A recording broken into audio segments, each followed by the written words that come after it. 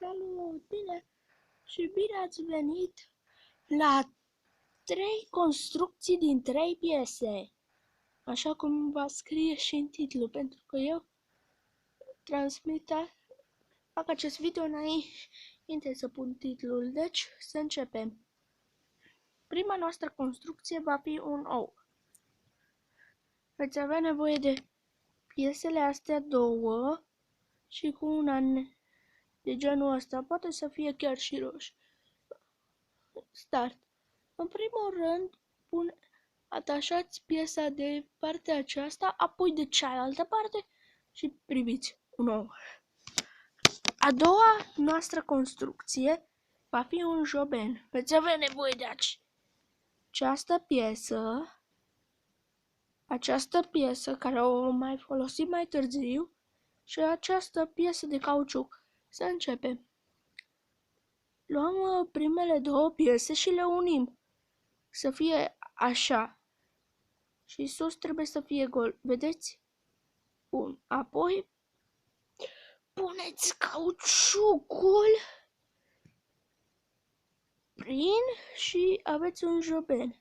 Dar nu e obligatoriu să le faceți, doar că am vrut să vă fac și eu un videoclip.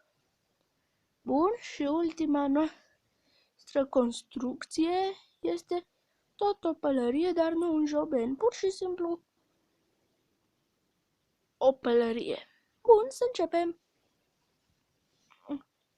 Din nou, de piesele pe care le-am menționat mai anterior sau mai devreme, piesa aceasta, care am folosit-o și la joben, și aceasta. Plus că de data asta folosim o piesă roată, deși nu e ce vă așteptați. Puneți piesele așa, apoi băgați piesa cauciuc prin și iată, aceasta este pălăria. Și în plus am să vă de fapt, știți ce? Nu, am să vă prezint un teren de basket făcut de către mine. După cum vedeți, aici sunt coșurile și aici o minge, deși nu pare una. Aici e echipa roșie, iar aici albastră și albastra e cei care home și cei care sunt adversarii lor. Dacă nu știți ce înseamnă home, în engleză înseamnă casă.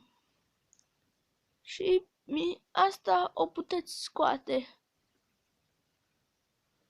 Băgați mingea prin coș și ați obținut un punct. Ca să știți, eu mă uit și la tabletă când filmez și în afară ca să văd ce fac. Deci acesta a fost videoclipul, sper că v-a plăcut, dați like, share, subscribe și nu uitați să apăsați clopoțelul de la subscribe. Ne mai vedem pe data viitoare. Sebi, terminat. Transmisiune terminată. Încheiat. Bun. Gata.